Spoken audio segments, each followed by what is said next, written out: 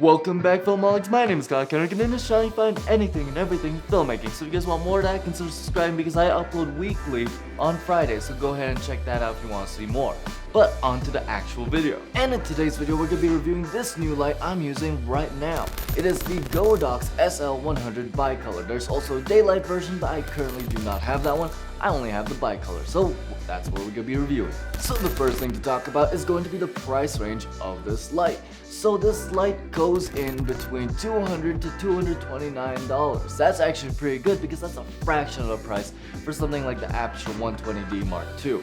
That thing is just, that I don't have that money. Nobody has that money when you're just starting out like this. But again, this is a fraction of that price, so that's actually pretty good. We'll talk more about that after we get through everything else, like what's in the box, the specs, and who is this for. And next up, what's in the box. So what comes inside of it? Well, of course, the light itself, and then since it has a bow and mount, it has two things that can attach to it. One is a reflector and one is a protector, which I call a condom basically because that's, it kind of, yeah, it's a condom. And then lastly, a power cord. It doesn't come with a hard case or anything, but you can get those on the go or just use a camera bag. It's a really compact system, so it can all kind of really fit into one little thing. So that's pretty cool for the price range again. But again, it does not come with a case. The next thing to do is going to be examples, but the thing is, since I'm going to be using it for this whole entire video and I'm a very animated person who likes to move around, I'm gonna just kind of use this as my example throughout the video. So let's go on to the next section because this whole video is an example. But now to the nitty-gritty part, which is going to be the specs. And like I mentioned before, this is the bicolor version, which means it has several color temperatures that you can go between from 2800 to 6500 Kelvin. So you'll get cold and hot basically. You can make it whatever you like in that situation. It's not RGB, it's only those. Now for quality of the color of this light, I've heard a lot of great things from people's light meters and whatnot about this light, which is why I purchased it. And when I saw the specs of it, it was hard to believe because it was so cheap. So it goes in at 65 plus CRI, which is amazing, ready, and beautiful. Oh my god, mwah.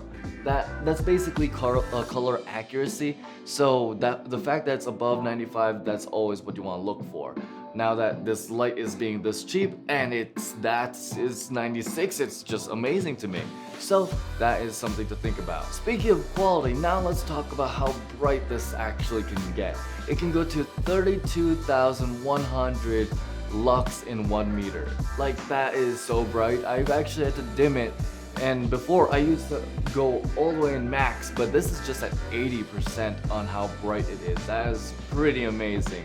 And I'm only using the native ISO of my camera, which is 6400. So the fact, no, not 6400, it is 640. So the fact that it's still this bright is absolutely amazing for, again, the price range. Now there's a couple ways to mount a softbox also to this.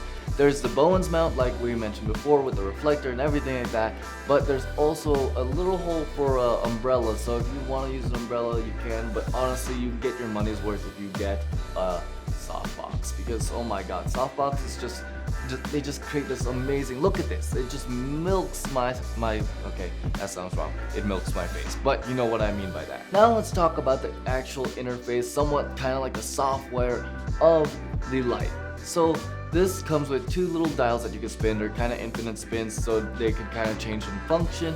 Now there's also 4 buttons to also change in function, and a Bluetooth and Wi-Fi connected to your phone so that you can then connect to an app.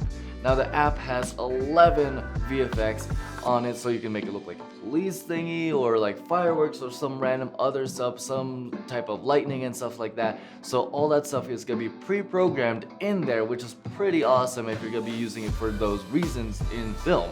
So you'll have those ready, and then if you don't really need that and you just want to control it with your phone, you can also do that as well. And the last spec I really want to mention, and it's kind of a very important one on set anyway, is the sound from the fans of this thing.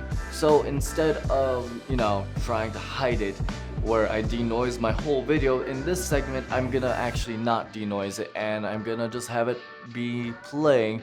I'm gonna point the camera, the mic straight towards the light.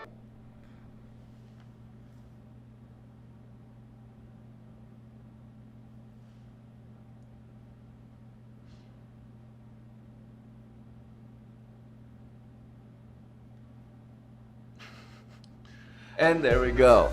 It's not very loud. I've actually had I haven't seen anything while I was denoising any of my videos. I haven't seen any weird differences than I had before because I already have my air conditioning going on and I'm already in a very compact room where it could echo easily. So I don't really have those struggles. It hasn't really changed much on my work form. So in my opinion, it's still worth the money even though I can still hear it right now.